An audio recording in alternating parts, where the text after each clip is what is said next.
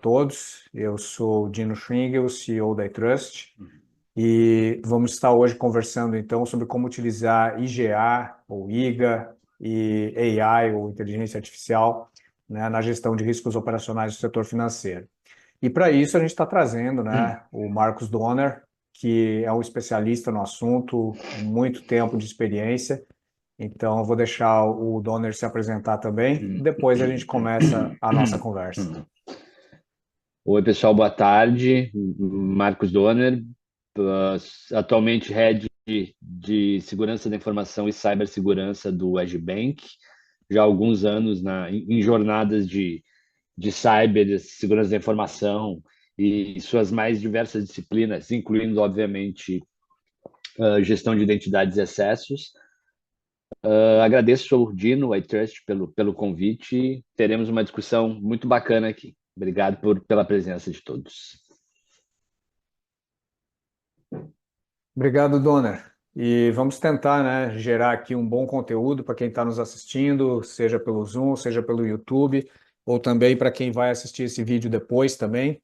Tentar deixar aqui bastante conhecimento, né, sobre esse assunto. E Dona, para a gente esquentar a conversa, né? Hoje a gente tem um webinar diferente, a gente não vai estar apresentando slide, passando, né, informação estática, vamos fazer aqui um debate. Para esquentar a nossa conversa, olhando para 2024, né, com base em toda a experiência que você tem aí, como é que você está vendo atualmente os riscos operacionais para as empresas do setor financeiro? Aumentou, diminuiu? Você pode falar um pouco como foi a experiência durante a pandemia também? Vamos olhar os últimos dois, Uhum. três anos e depois a gente vai falar um pouquinho para frente. Mas olhando o que está acontecendo agora e a evolução dos últimos anos, como é que está o cenário de riscos operacionais do setor financeiro no Brasil? Certo, Dino. Risco operacional, olhando para o mercado financeiro, né, a gente tendo um viés não só em bancos, mas a todo o ecossistema que compõe o sistema financeiro nacional, ele é regulado há muitos anos. Ele é regulado não só pela necessidade de solidez do mercado, sim, mas ele é regulado também porque a matéria-prima do nosso sistema, né, da nossa indústria, ela é o capital. Então, é óbvio que ela é uma matéria-prima que tem um atrativo muito importante para cybercrime e é um atrativo também que ele é muito... ele é uma matéria-prima, né? O capital também ele é muito importante no que tange os aspectos de risco operacional, que fazem parte da essência da tua pergunta. Uh, a regulação de risco operacional, na sua essência, ele existe desde 2006. Era a regulação 3380 do Banco Central lá de 2006.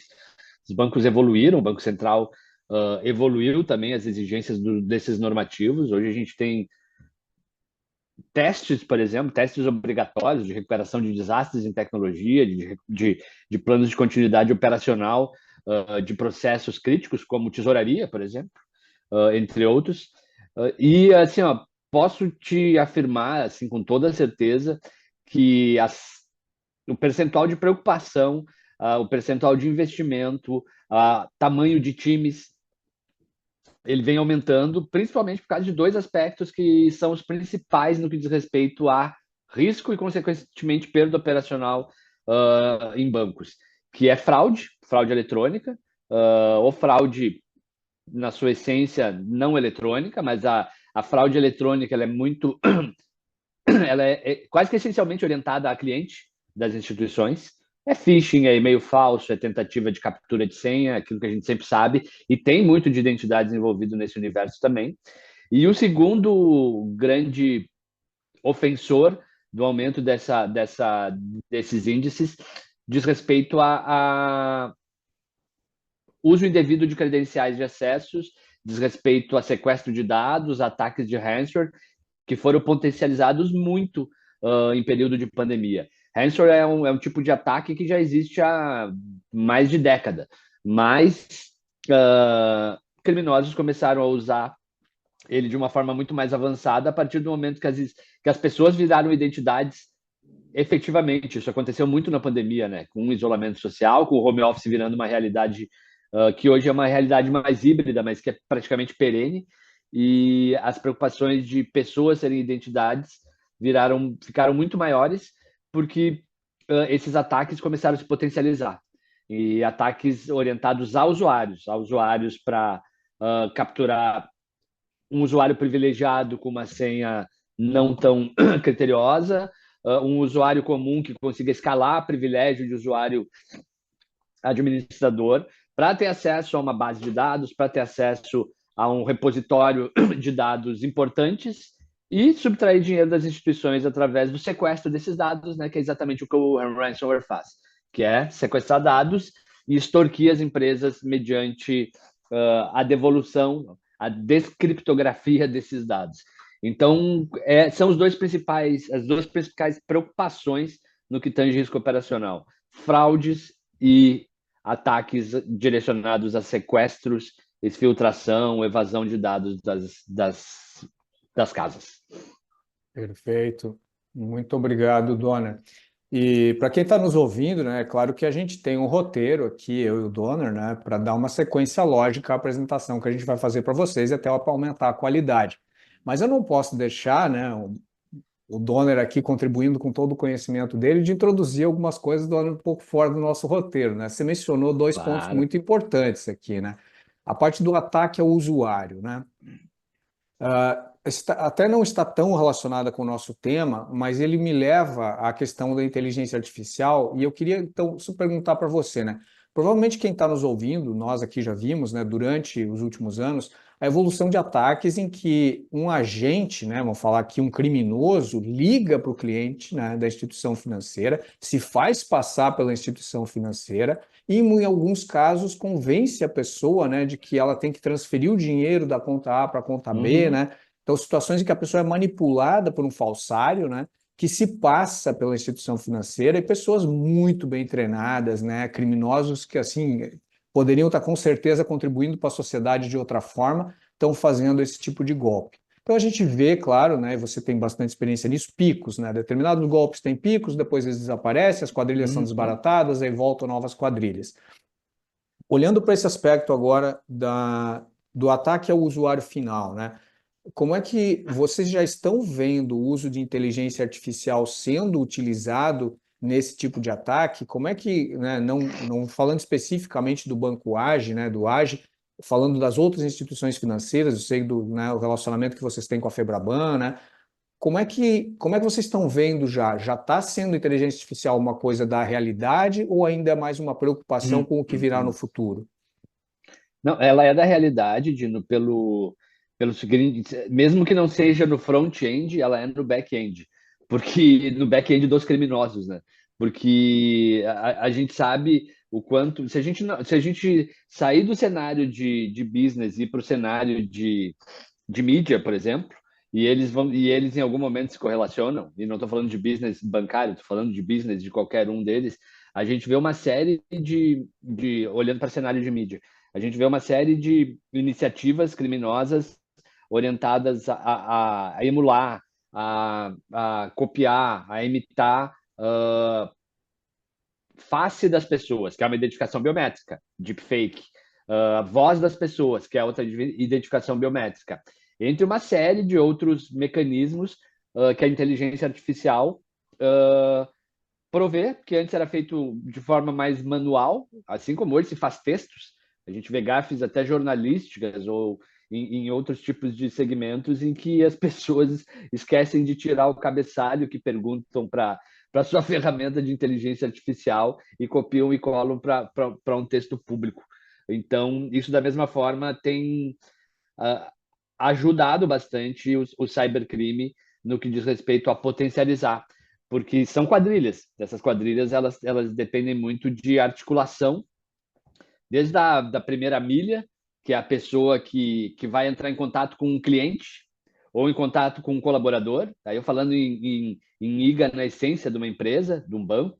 Então, essa é a primeira milha, digamos assim, do ataque, até a última milha, que é o laranja, ou a rede de laranjas, né, de falsários com contas espalhadas para distribuir o valores subtraídos. Seja de uma fraude, seja de um ransomware, seja de uma venda de base de dados, né, porque às vezes a base pode ser subtraída de um birô, de um BPO, de uma instituição, e ela é vendida para que o criminoso tente um contato não legítimo para extrair dados de clientes ou colaboradores legítimos.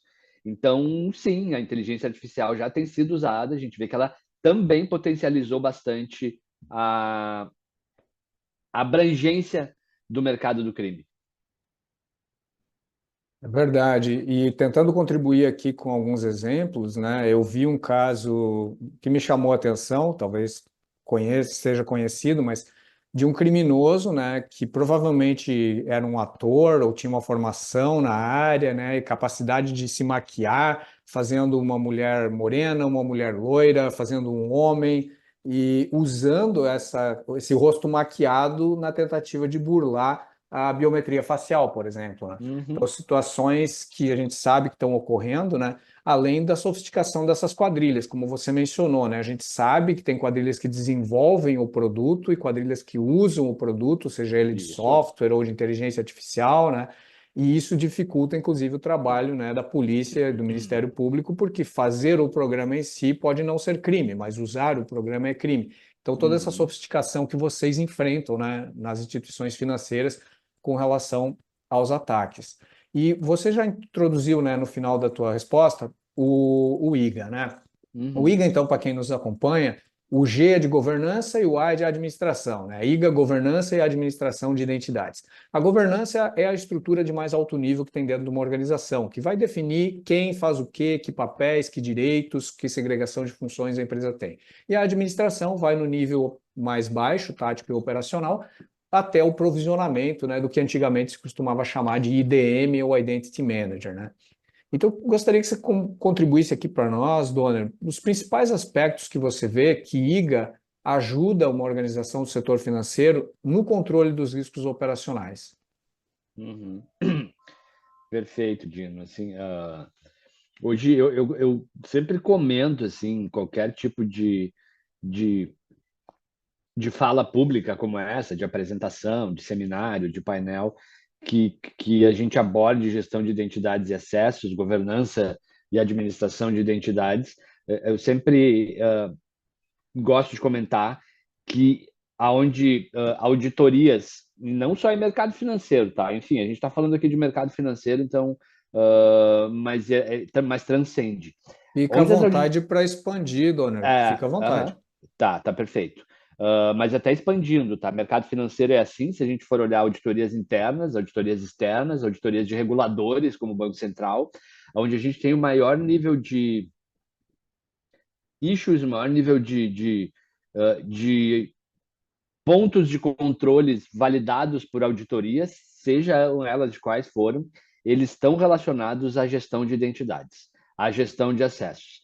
Então, isso é muito importante a gente trazer à luz esse olhar para quem ainda não conhece, para quem é novo no mercado, para quem trabalha, sei lá, em outro segmento e pensa em banco e trabalhar em banco e o mercado financeiro sempre tem um apetite muito importante para profissionais de, de segurança da informação, de cyber, de gestão de identidades, porque tem muito critério, tem que ter muito nível de controle, porque senão a perda é, que nem eu falei na nossa primeira pergunta ali, senão a perda é diretamente no capital, perda em lucratividade, perda em rentabilidade, perda em credibilidade junto a clientes.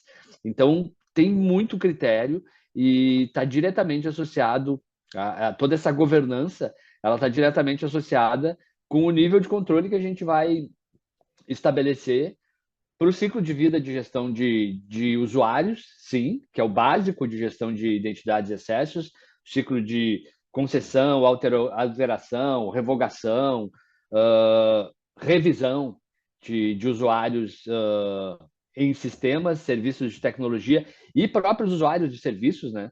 Hoje a crescente, né, em mundo de API, em mundos open, no nosso caso de open banking, o volume de APIs, de usuários de serviços, de conectividade, jogando nuvem para esse universo também, isso se potencializou muito. Então, todo esse ciclo de vida ele tem que ser muito, muito bem calibrado, ele tem que ser muito bem orquestrado, quando a gente fala em gestão, né? E quando a gente fala em governança, aí é o aspecto que eu relaciono diretamente com controle, com nível de controle administrativo de uma companhia e regulatório, porque aí a gente precisa de rastreabilidade, a gente precisa de ter níveis de controle associados à geração de relatórios, a nível de rastreabilidade completa desse ciclo de vida, né? A gente sai de um universo só de gestão e vai para um universo de governança, onde a gente precisa ter plataformas, não só mais uma ferramenta de gestão de identidades, que ela vai provisionar, que ela vai deixar de fazer com que o acesso ao ERP, que pode sim, ele é conectado no serviço de diretório como AD, para um single sign-on ou para um Open LDAP, enfim, o serviço de diretório que seja, mas eu estou falando de operação, mas eu preciso de governança, eu preciso de uma plataforma, não só de uma ferramenta que me garanta automação, mas uma plataforma que me garanta gestão, governança baseada em toda essa operação. Então, está diretamente relacionada a nosso controle de risco operacional, a gestão de identidades e a governança de identidades, a governança e administração de identidades. Você falou muito bem, eu acredito, da parte do ciclo de vida, né? Uhum. Esse é algo que, quando a gente fala de IGA, né, é a nossa base do caminho ali.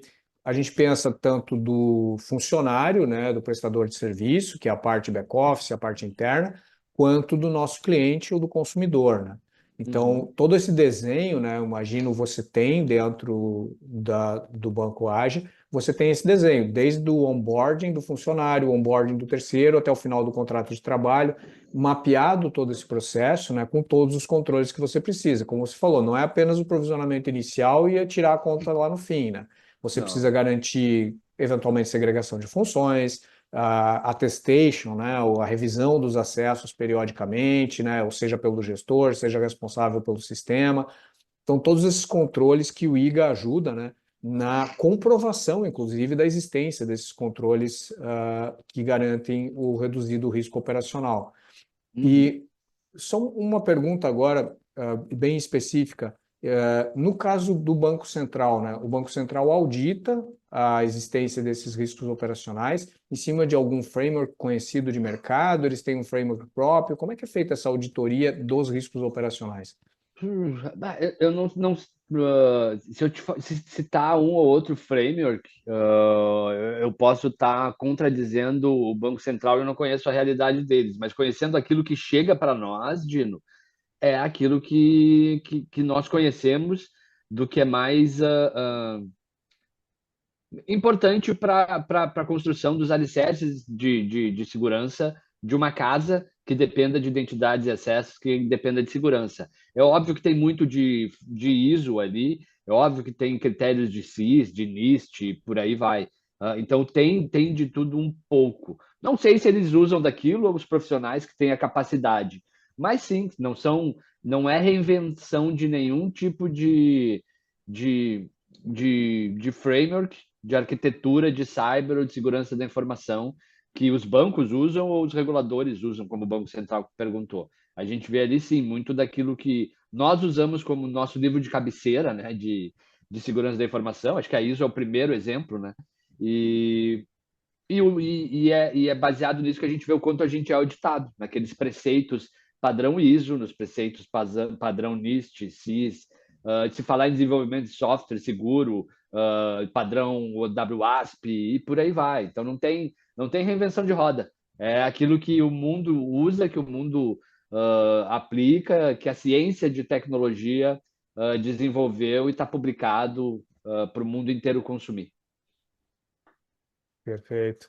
Então, quem está nos assistindo aqui, né, sabe que olhando a ISO 27001, olhando o NIST, olhando o COBIT, vai estar bem Isso, servido, né, em relação aos controles para riscos operacionais no que tange tecnologia, né, que é importante a gente isso. frisar aqui, né, o nosso foco é tecnologia. Isso aí. É até legal tu falar em COBIT, né, Dino? Porque assim parecem assim, a gente fala em COBIT, fala em ITIL, parecem a turma mais a nova geração de profissionais talvez não tenha ouvido falar nisso, mas muito do que eles fazem hoje é baseado sim nesses frameworks que têm década, mais de década. E tudo que a gente tem hoje, até olhando para cloud, que quando o ITIL surgiu não existia cloud computing. quando o COBIT surgiu com objetivos de controle de tecnologia, era muito pensando também naquilo, em empresas que estavam abrindo capital fora do Brasil, Estados Unidos, geralmente, né? E aí tinha toda uma exigência de SOX, que também a turma mais jovem não sabe, mas o que ela talvez imagine é que a empresa que ela trabalhe teve que se basear, sim, em objetivos de controle de COBIT, que a gente pratica muito pouco, hoje se fala muito pouco em COBIT, porque já se Já entrou ele no virou, sangue, né? entrou no sangue, ele é orgânico. O ITIL é a mesma coisa quando a gente fala em padrões de infra, né? É. E padrões de Estamos infra todos até contaminados. estamos contaminados. Então, para quem é mais jovem, assim, quem está iniciando suas carreiras e nunca ouviu falar, ou sei lá, ou negligenciou a existência desses caras, é muito bacana conhecer, porque é dali que nasceu tudo que é nível de organização que a gente tem hoje. Eu não estou falando só de segurança e de cyber, até porque, tipo, o ITIL, o ITIL se falava muito qual parte da bibliografia do ITIL será de segurança. Cara, eles não vão fazer nada, a ISO tem tudo. Tipo assim, o ITIL pega e referencia a ISO. E a ISO é óbvio que todo mundo, quem trabalha com governança de segurança, com identidades, enfim, a ISO continua sendo a principal, o principal consumo apropriado assim de bibliografia. Exatamente. E quem, né, na área de segurança vai para uma carreira de coordenação, de gestão, de liderança, né, acaba se familiarizando mais com essas normas, né, com processos administrativos, do que eventualmente quem fica mais no cyber, né, que é a parte mais técnica de vulnerabilidades, né? Mas isso aí, Badino, é bem legal isso que tu falou, porque isso aí seria um link para ter um outro webinar, assim, a gente falar sobre essas características, assim, e perfil de profissional, hoje a gente tem, né, uma divisão, no nosso tempo, que a gente se conhece, sim, há mais de década, com É duas, eu acho, verdade. no nosso tempo era a pessoa que escrevia normativo, baseado na ISO, que escrevia a norma de gestão de identidade, escrevia a política de segurança da informação, que administrava o firewall, que administrava antivírus. Não tinha muito mais coisa de segurança além disso, né? O IPS, o IDS, hoje é nuvem, hoje é segurança no ciclo de desenvolvimento de aplicação, é pentest, né? Que antigamente se fazia, uma vez a cada 2 anos se contratava uma empresa para fazer. Então, hoje seria um assunto para um outro webinar, a gente falar É de como é que verdade. está o mundo hoje em dia em relação à cyber e segurança da informação, que a gente teve o privilégio de passar por essa transformação. Não temos o privilégio da idade, né? Aí é o ônus, mas da É transformação, verdade. sim, foi muito bacana ter passado. Verdade. Desde quando isso se chamava controle de acesso, né, E isso aí, até ao conceito que a gente prega que a identidade é o perímetro definitivo, né? Você não tem mais isso. perímetro com a nuvem, a identidade é o Não, perímetro, né? é isso aí, perfeito. E aí, entrando agora no aspecto da integração de IA com IGA, né? Eu vou dar um pouco o cenário do que nós temos aqui na iTrust, né? Para dar uma base aí para você discorrer e apresentar suas ideias também sobre o assunto. Um sistema como o sistema de IGA da iTrust, ele tem APIs, né, que podem ser chamadas, tem chamadas que ele faz para outros sistemas, né? Então, o exemplo do nosso sistema, ele pode receber chamadas de sistemas de inteligência artificial, né, no sentido da ideia da plataforma, que até você comentou antes, né?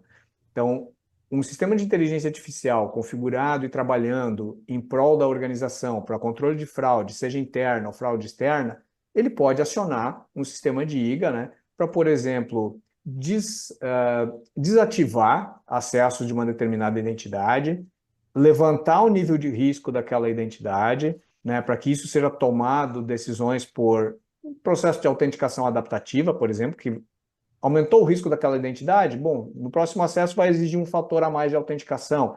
Ou seja, coisas que estão lá na governança que a gente define, né, mas que a gente pode usar. E aí, falando especificamente agora dessa parte de um sistema de IA podendo conversar com um sistema de IGA, né? O que você já viu até o momento, né? Nessas questões que se fala muito hoje da utilização da IA, seja ela da clássica IA ou da nova IA generativa, né? Como é que você entende que isso já está. O que você vê que já está sendo usado e o que você vê também de possibilidades dessa integração da IA com gestão de identidades no controle dos riscos operacionais?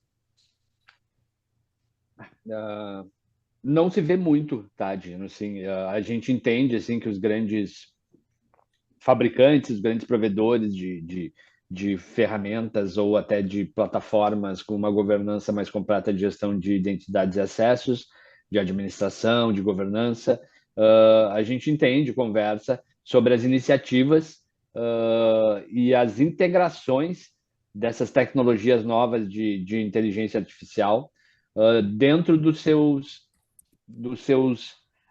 containers de aplicações, dentro do seu conjunto de ferramentas. Tudo isso nos é falado. A gente tem, é uma obrigação minha como executivo eu conversar com provedores, assim como eu converso com a Trust, eu tenho que conversar com outros para entender o que está se. Não só de IGA ou de IA, mas também de o que quer que seja, de perímetro.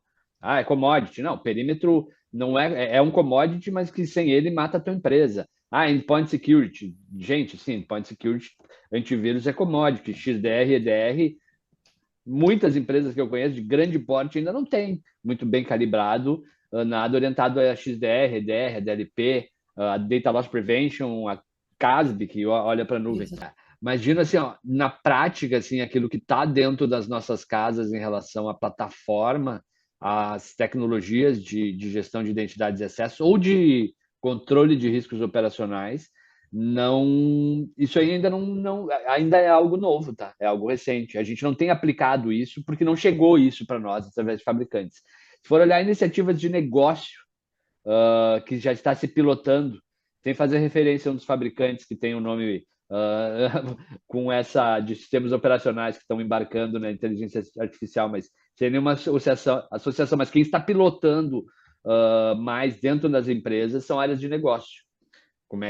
Como as áreas de negócio estão embarcando, sei lá, em estão conectando a ferramenta em Salesforce ou outras plataformas do gênero de força de venda, ou de contato com o cliente, ou de bots de call center, de URAs. Isso se vê. Para risco operacional, te confesso, assim, não tem por que nós ficar discorrendo um grande tempo, se para nós ainda é tudo muito novo. E é o caminho natural das coisas, né? É Não adianta verdade, de. É o caminho natural, né? eu tenho a mesma visão, Donner. Eu também não tenho visto ainda, né, o emprego. Todos estamos experimentando, né? Você no lado do consumidor, cliente de Uhum. tecnologia, né? Nós do lado do fornecimento da tecnologia, estamos todos experimentando, porque o segredo é encontrar onde é que agrega valor, né? Tem o Uhum. hype, tem a necessidade de conhecer, né? Tem as novidades, e o que o provedor de tecnologia como nós tem que encontrar é como é que a gente agrega valor para o nosso cliente, né? Onde ele vai economizar, seja em fraude, seja em operação, né? Em risco, em automação, para entregar esse valor. E eu também não tenho visto ainda, né? Mas o objetivo era justamente explorar, ver em que momento a gente está desse ciclo, né? Porque já se fala há bastante tempo, né, da utilização de machine learning na prevenção a fraudes, né, na identificação de comportamentos. Sabemos que tem muito uso disso, por exemplo, cartão de Tem, crédito, né? tem, há muito tempo. Bastante uso disso, né, que é um controle de risco que vai direto no capital, como você falou, né? Uhum. Porque tipicamente o banco arca com a consequência, né, quando há fraude. Claro, depende da política de cada banco individualmente, né? E nós temos visto aí nos últimos 2 anos esse aumento enorme da utilização de inteligência artificial e até vemos, né, que IA generativa virou sinônimo de IA, né?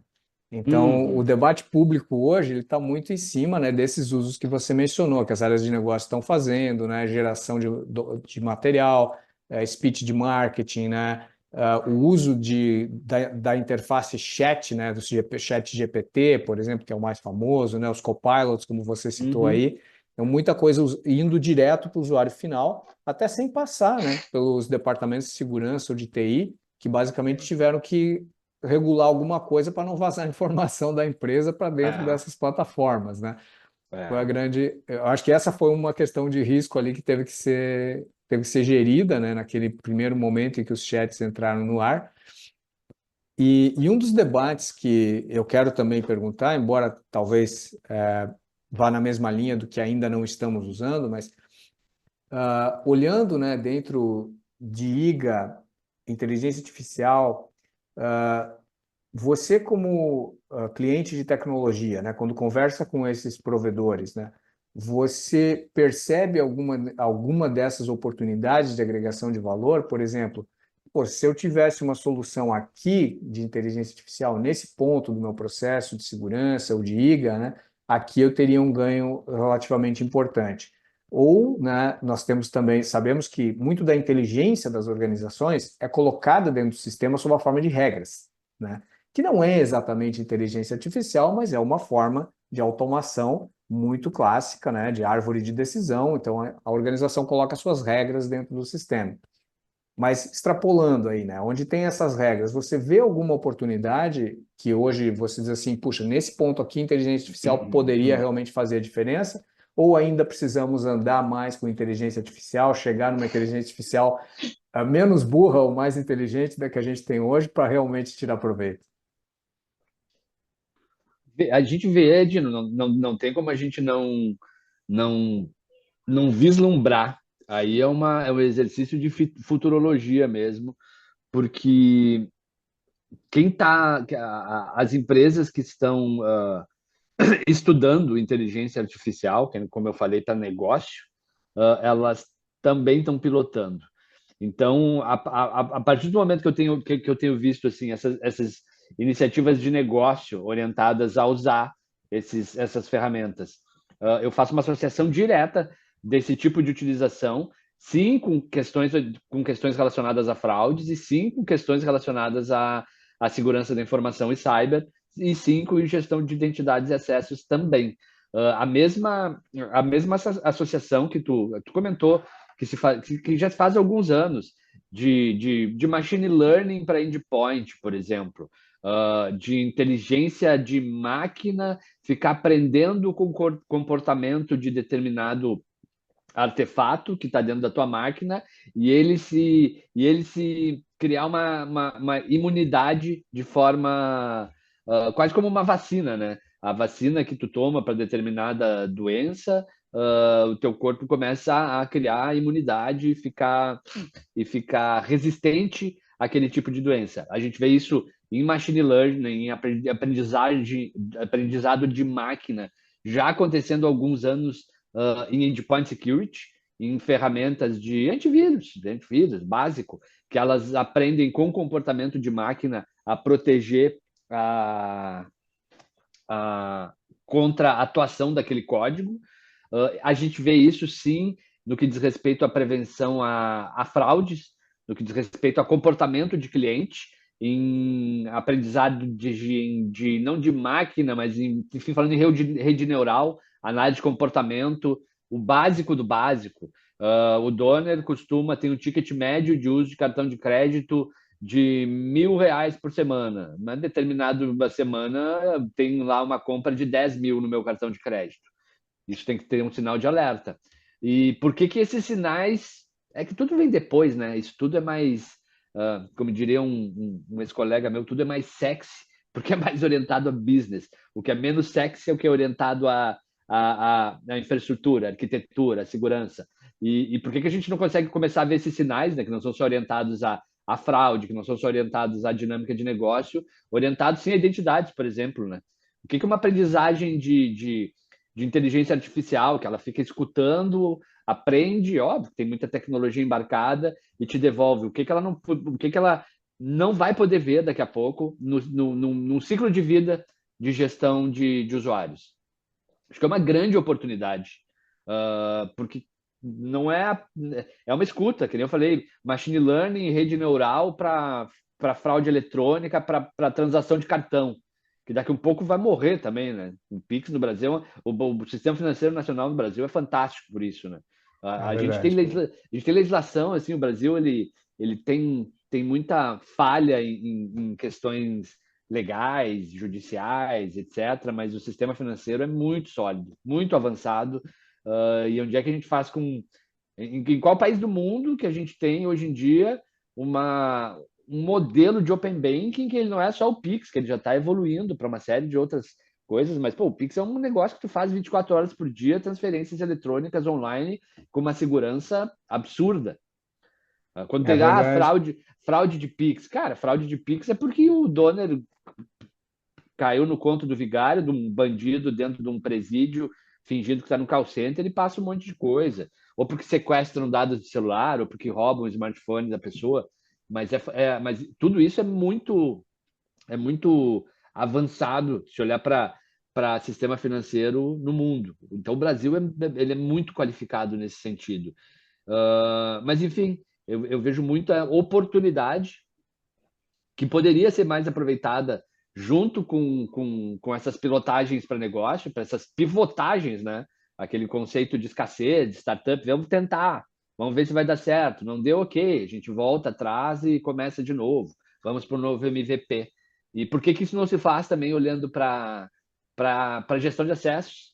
O quanto. Exatamente. Se me Isso aí, permite, até tem uma por pergunta em favor. cima disso que você É, falou. Você está tocando num ponto agora de um debate que eu participei, por exemplo, em que a gente estava falando exatamente sobre isso. Você estava falando de aprendizado, né, uso em IGA. Por exemplo, uma pessoa entra numa nova organização e ela tem aqueles perfis básicos que ela ganha, o onboarding, né? Vai ganhar o uhum, e-mail, a conta de rede, né, o sistema X ou Y que são fundamentais para a função dele. Isso tudo hoje é feito baseado em regras, mas uhum, poderia ser feito baseado em aprendizado de máquina e inteligência artificial, né? sim.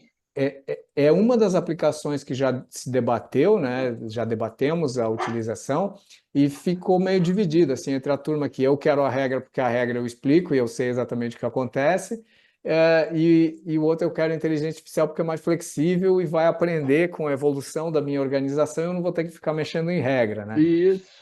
Você tem uma opinião sobre isso? Como é que você vê essas duas situações, assim, digamos, usar a inteligência artificial no onboarding da organização ou para sugerir perfis, né? A pessoa já ganhou o onboarding básico e vai entrar numa outra seleção ali que vai dizer, olha, para você que tem mais ou menos esse cargo, esse tempo de empresa, os perfis que estão são esses aqui, porque a inteligência artificial aprendeu com a sua organização.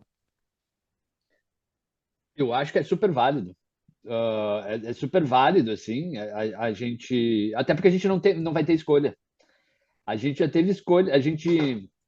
Vamos lá. Quem é mais conservador, não vou dizer nem conservador, que eu também sempre gosto de fazer eu gosto, não, eu preciso sempre deixar bem claro, assim, o que é diferente da iTrust. A iTrust ela é uma empresa que o business dela é segurança da informação, é gestão de identidades, e eu nunca trabalhei numa empresa que a essência dela fosse isso. A minha essência é outra, é negócio, é capital. Não que de vocês não seja negócio, vocês não são ONGs nem filantrópicos, né, Dino? Mas, enfim, Mas eu fica trabalho. claro, gestão, o nosso trabalho é muito mais na gestão do risco, né, do que da Isso, ousadia, né? do que da ousadia. Mas eu não posso ser conservador a ponto de. Ou defender tanto segurança a ponto disso inviabilizar determinado tipo de negócio. E eu já tive assim reflexões, né? Nunca brigas. Acho que talvez isso que também vai muito do que a pessoa consegue ter de, de pontos positivos e sucessos na sua carreira do que o contrário. Porque se a gente for olhar para um passado, que nem o resgate que eu estou falando sobre IT e COVID, se a gente falar sobre novos métodos, processos e tecnologias que a gente olhava e falava, cara, isso não existe, isso vai acabar com segurança no mundo. Cloud. Ah, eu vou tirar tudo do meu data center e vou botar desses caras, sei lá onde. Não vai rolar. Cara, só não rolou como hoje em dia não se vive mais, não existe empresa. A padaria do seu Zé tem alguma coisa em nuvem. É. Olhar em método como Agile, por exemplo, né? A transformação digital, que ela não existe mais. Transformação digital não existe. Também a padaria do seu Zé já tem o seu app. Então, assim, ó, transformação digital a gente vai ser, se eu fosse olhar assim, vai ser tragédia, vai acabar com segurança no mundo, vai ser uma guerra cibernética mundial. Não, se eu for olhar para, falei em cloud, em WhatsApp, que o WhatsApp, o Brasil é o país no mundo que proporcionalmente mais usa o WhatsApp. E a gente foi, e eu sempre fui crítico no sentido de qual o nível de controle, qual o nível de exposição que a gente vai querer dar para o WhatsApp. Porque eu não tive como fugir, e nenhum banco teve como fugir do WhatsApp. Tá, tem outros mensageiros, tá? Não vou fazer propaganda para Meta, tem Telegram e não sei o que, mas o Brasil O Brasil adora, adotou o WhatsApp, né? Então adotou não e tem como acabou. não. Não Virou tem. sinônimo de produto, né? Que Virou. nem Gillette e outras marcas. Exatamente. Não adianta se a gente for falar em sistema operacional ou em correio eletrônico, óbvio que eu vou falar em Outlook, porque também aí é o mundo inteiro que usa Microsoft, né? É É. muito menos gente que usa iOS, por exemplo, em PC, Microsoft não, é o mundo que usa.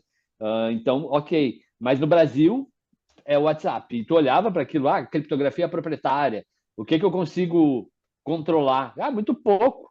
Adiantava eu lutar contra? Não, porque hoje é uma puta de uma ferramenta de força de vendas. Uh, E e aqui com. também fazendo um parênteses, Donner, aqui também, né? Essa postura que você está falando, aqui conversando como profissional de segurança, para quem está nos ouvindo, né? O papel do profissional de segurança da informação é viabilizar o negócio da empresa gerenciando o risco. Isso É aí. isso. Tem que É viabilizar o isso aí. negócio em primeiro lugar, senão É ninguém isso aí. tem negócio. A gente só É, faz, é como você falou do WhatsApp. Isso é inevitável. Eu preciso fazer com que a minha organização use da maneira mais eficaz possível, com o risco adequado. é isso aí. Então, assim, ó, teu parênteses foi ótimo, Dino, porque daí agora eu saio do cloud, do WhatsApp, enfim, do Agile, de um monte de outras coisas que a gente achava que, não, isso aí vai acabar com o mundo. Não, não vai, assim como a inteligência artificial. A gente tem que se preparar. É óbvio que primeiro vem os interesses de negócio e depois vem a necessidade de controle. Isso é natural, sempre foi assim. Primeiro, primeiro os bancos que lançaram o SPB lá em 2002, que também é revolucionário, que é fantástico, quase em tudo que a oportunidade fala, que eu posso falar, que nem eu falei de Pix, agora eu falo do SPB, que Sem começou SPB não teria Pix, né, Dona? não teria Pix, não teria, porque o SPB começou a ter TED, né? A DOC acabou agora Exato. esses dias, tinha DOC até agora, né, cara? Lembra a É. DOC, tu fazia um DOC, uma transferência, o donor fazia uma transferência pro Dino, ia compensar 24 horas depois. A TED lá em 2002, em abril de 2002, me lembro que foi meu primeiro banco, cara, a TED já fazia transferência online, antes de ter app. Não tinha nem smartphone em 2002, né? Vamos lá. É. Então, tu já fazia. Então, assim, ó, é algo que avança muito rápido e depois as camadas de controle vão se estabelecendo. Mas o que eu ia falar da SPB lá em 2002? Tinha banco. Eu posso falar até do que eu trabalhava, porque ele não existe mais, não tinha firewall. O antivírus era free. Tipo, hoje tem um monte de antivírus free bacana e tal, mas um banco que tinha um antivírus free, sem governança, né? Fazendo um comparativo de governança de identidade e tal. Como é que vai se imaginar isso? Enfim, faça o negócio e depois segurança corre atrás. Quem não quer fazer essa realidade está na profissão errada. Eu e tu já sabemos isso há anos. A gente não, mas quem entende que não, primeiro vamos organizar todos os critérios de segurança para depois o negócio ir para o ar. Cara, É, não é isso essa a não. realidade. Não é Não. verdade. E as startups têm muito disso, né? Métodos ágeis, né? Lean startups, metodologias Lean, e Tem. depois se vai na segurança. Faz parte também do business de cada empresa e do momento da organização também, né? E o nosso tempo está avançando, eu nem tinha percebido aqui. Eu não vi nenhuma pergunta no chat. Peço à organização aí que se tiver alguma pergunta, por favor, nos interrompam e passe alguma pergunta. Mas senão eu estou me encaminhando aqui para as considerações finais, dona, Uhum. porque tentando fazer um fechamento aí do que a gente conversou, né?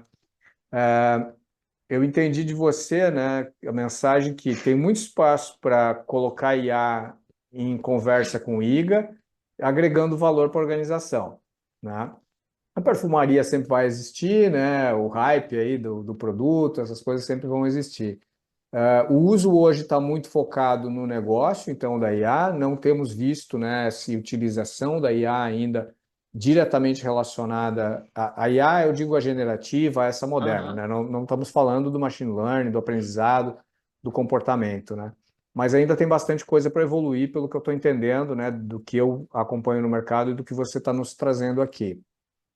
E queria deixar meu comentário final, assim, acompanhando essa ideia da IA generativa, né? E por isso eu acho importante até da gente fazer esse registro que a gente está fazendo hoje aqui. Eu entendo, assim, em termos de inteligência artificial, que a gente está na pré-história, sabe, Donner? Eu acredito que Concordo. O chat GPT, essa coisa tem 1 ano, 2 anos, que é revolucionário em alguns aspectos, né? Trouxe coisas que nunca se fazia antes, trouxe uma visão extraordinária, que até 3 anos atrás se falava, programador vai ser a última profissão a ser automatizada.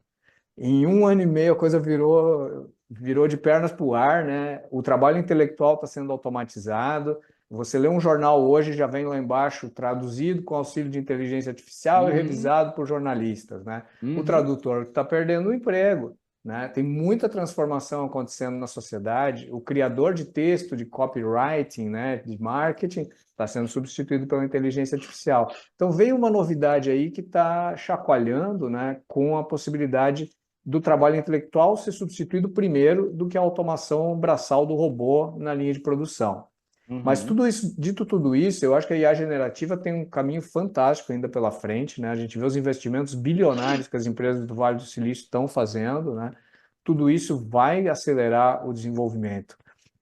Eu acredito que o que vem por aí vai mudar a forma como a gente trabalha, vai mudar a forma como a gente usa a internet, vai mudar a forma como a gente usa os computadores e pode até mexer com a estrutura econômica da sociedade.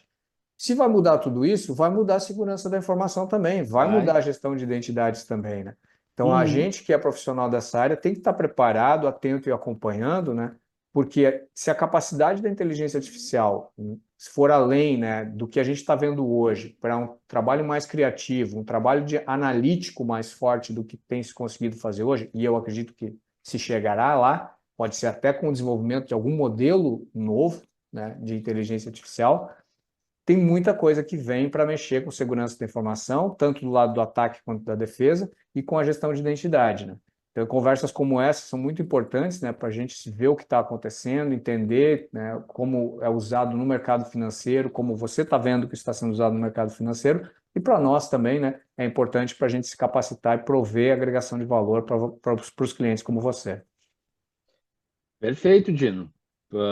Fazendo minhas considerações aqui também, concordo plenamente com essa tua fala final no que diz respeito a aproveitar essas novas tecnologias, em entender que é um caminho sem volta.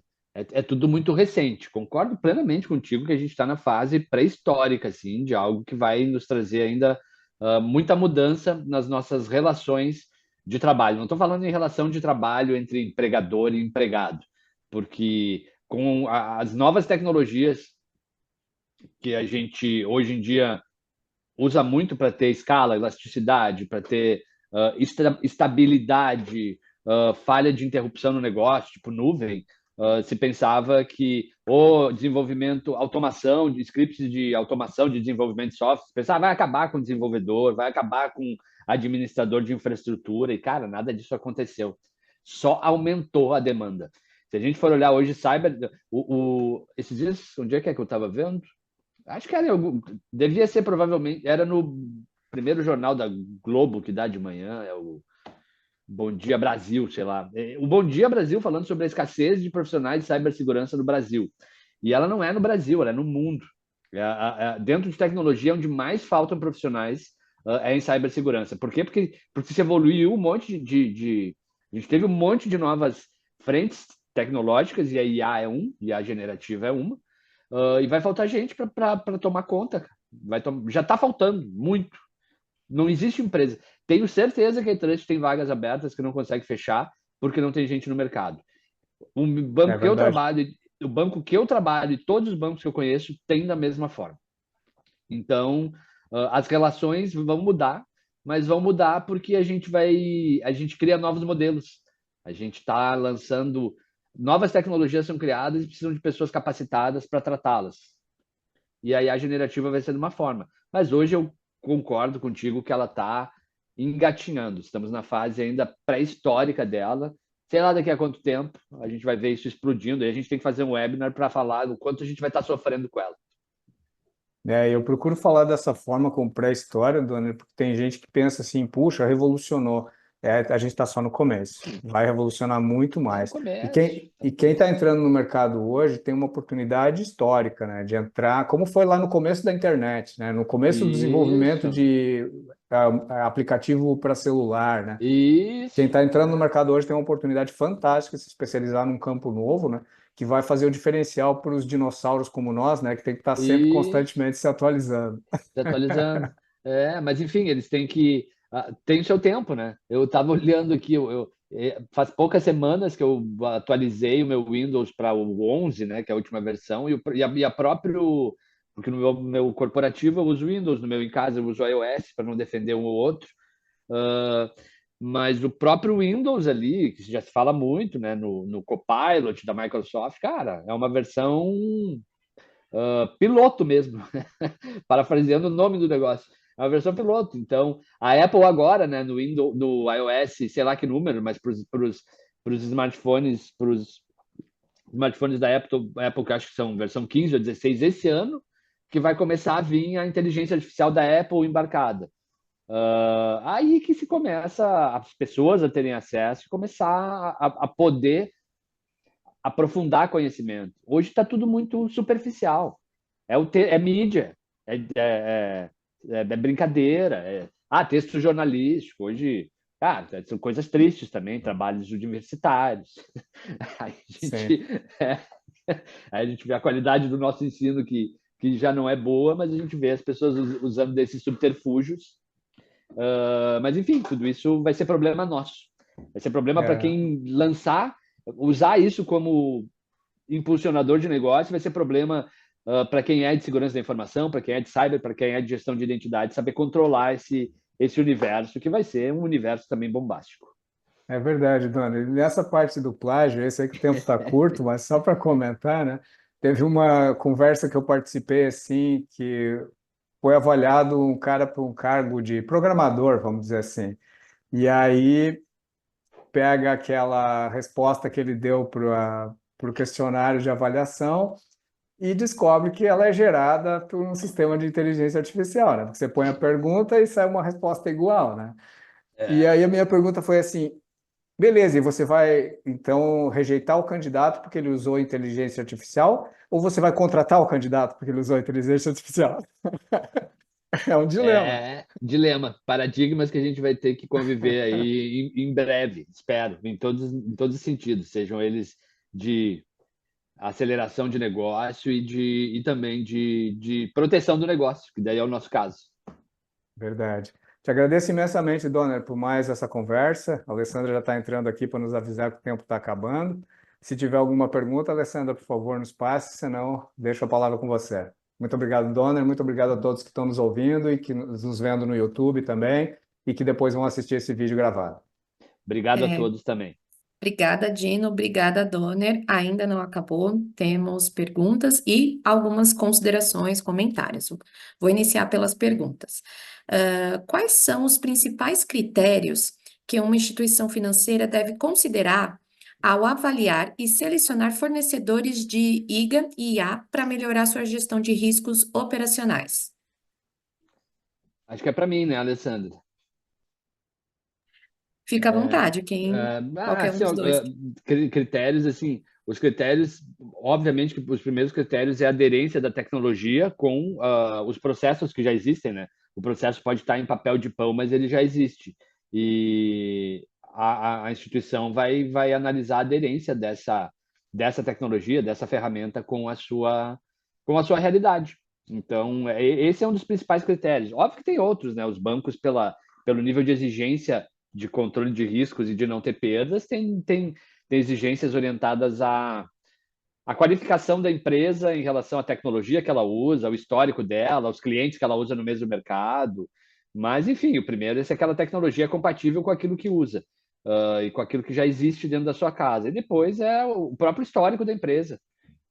Eu acho que é um dos principais critérios. E o valor, né? Porque banco seu capital sua matéria-prima é capital, que nem eu fiz uma analogia, então o que ele menos gosta de perder é a sua matéria-prima, ele quer cada vez ganhar mais.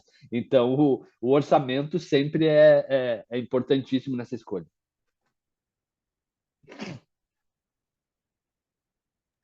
Dino, quer comentar alguma coisa? Acredito que o Donner falou tudo. Próxima pergunta. Como as regulamentações atuais, como a LGPD e a Resolução 4.893, desculpa, do Bacen, influenciam a implementação das soluções de IGA e IA no setor financeiro para o gerenciamento de riscos operacionais? Só tem Dino, pergunta para você, Donner. não, até ia te falar, porque como tu atende muitos bancos, tem a tua plataforma também, a iTrust também no seu portfólio, mas a resposta eu acho que até no meio no meio do nosso debate eu falei, tanto a LGPD, que não é só para mercado financeiro, para qualquer indústria, quanto a 4893, que é a resolução de CyberSec do Bacen, elas nos trazem exigências de controle de riscos, e qualquer controle de risco da operação de uma empresa, de um banco, então, tá, no meu caso, ele está no primeiro lugar associado com identidade de usuários.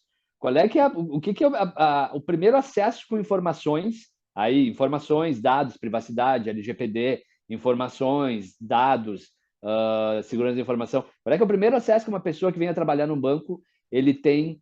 Qual é a primeira disciplina de segurança que vai fazer com que ele tenha acesso a determinada informação de um banco? Aí é a gestão de identidades e acessos. Então, é onde a gente tem que botar os primeiros esforços. Não estou falando de o perímetro, a gente brinca, é brincadeira mesmo, para mim é brincadeira. Perímetro, firewall é commodity. Não, não é commodity, né? Uma regra mal feita derruba um banco. Mas se eu estou falando de risco da minha operação, risco da minha operação está principalmente associado à pessoa acessando minhas informações e meus dados. Qual é que é a disciplina, qual é que é a ferramenta, a plataforma que vai me garantir segurança nisso? É gestão de identidades e acesso. Então, essa para mim é uma resposta que todo mundo tem que ter para quando o seu CFO ou quem está controlando finanças te questiona por que investir em gestão de identidades e acessos para controlar risco operacional ou LGPD. Porque a primeira coisa que a pessoa vai ter acesso, a primeira coisa que vai controlar o acesso à informação ou a dado de qualquer empresa é a gestão de identidades. É uma ferramenta. Ou um processo, que seja no papel de pão, mas tem que ter. E nessa aqui eu gostaria de comentar também, Dona. Nas instituições financeiras, né, a conscientização dos funcionários sempre foi muito forte, né? A lei de sigilo bancário é anterior Já a todas exigia. essas outras que a gente tem, né? Então, mas em outras áreas, a LGPD vem trazer esse sigilo que já existia no bancário para proteger os dados pessoais. Então, olhando tanto para o mercado financeiro, mas principalmente para outras áreas que não tinham uma legislação de proteção antes, nós falamos que começa pela governança. Com um sistema de gestão de identidades, você consegue, por exemplo, descobrir rapidamente quem é que acessa dados pessoais e dados pessoais sensíveis numa organização. Eu até tenho um artigo no nosso blog que fala especificamente isso, como é que você estrutura dentro da governança o controle de acesso a dados pessoais e dados pessoais sensíveis. Do ponto de vista de um sistema de IGA, você vai colocar uma etiqueta no perfil de acesso. Coloca uma etiqueta lá e diz assim, esse perfil acessa dado pessoal, esse perfil aqui acessa dado pessoal sensível. E imediatamente, através das nossas ferramentas, aqui eu estou falando do nosso sistema, né? O nosso sistema tem essa capacidade de trazer isso, seja um relatório, um gráfico depois, colocar essa informação visualmente para você saber quantas pessoas da minha organização, quais são os principais cargos, né?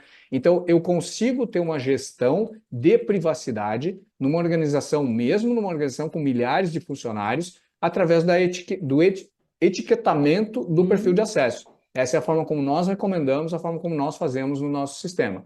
A gestão da privacidade, porque você consegue comprovar para qualquer situação, né? Porque a gente sempre fala, não é mais se acontecer um incidente de segurança, é quando acontecer. Né? Todo mundo vai ter um incidente de segurança. E aí você vai, por exemplo, estar na mídia, vai estar sendo processado pelo Ministério Público ou pelo Ministério Público do Trabalho, e você vai ter que comprovar como organização que protegeu esses dados.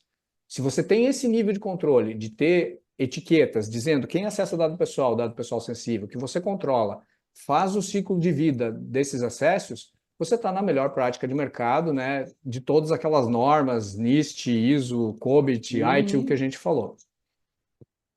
Muito bem.